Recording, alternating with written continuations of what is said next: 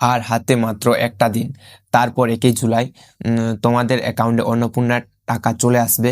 তবে এটা সবার আসবে না। অন্নপূর্ণা ভান্ডার যে তালিকা, ওখান থেকে অনেকের নাম বাতিল পড়েছে এবং যারা জুন মাসে টাকা পেয়েছে তারা জুলাইয়ে নাও পেতে পারে, কারণ জুন মাসের জন্য কড়া ভেরিফিকেশান চলছে।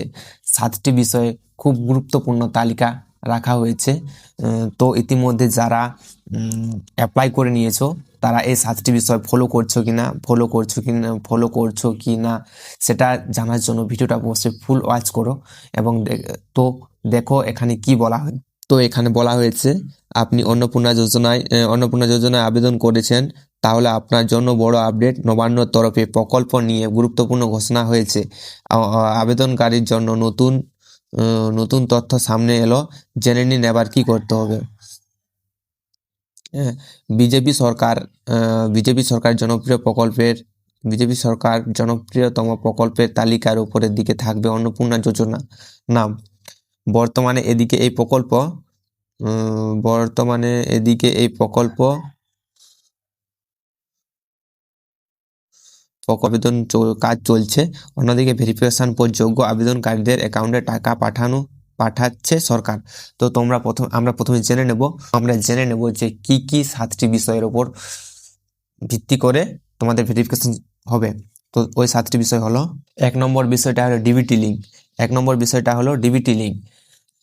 ডিবিটি লিঙ্ক কিন্তু তোমাদের আগেই বলা হয়েছে সবাইকে ডিবিটি লিঙ্ক করতে, না হলে তোমাদের টাকা পাবে না বা হোল্ডে থেকে যাবে।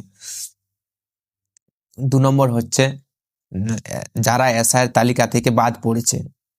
3 নম্বর ভোটার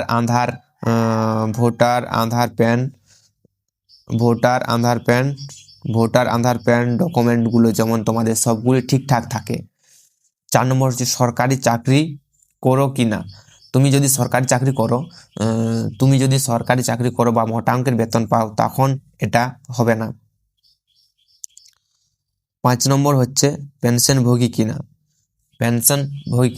কেউ যদি পেনশন পেয়ে থাকে সে অন্নপূর্ণা যোজনা পাবে না।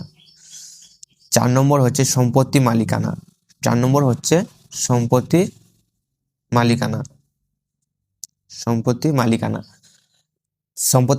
মানে 3 তলার বেশি পাকা বাড়ি আছে কিনা, 4 চাকা গাড়ি আছে কিনা, এইসব।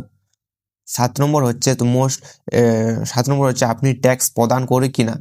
তুমি যদি সরকারের কাছে ট্যাক্স প্রদান করো তাহলে তোমার হবে না।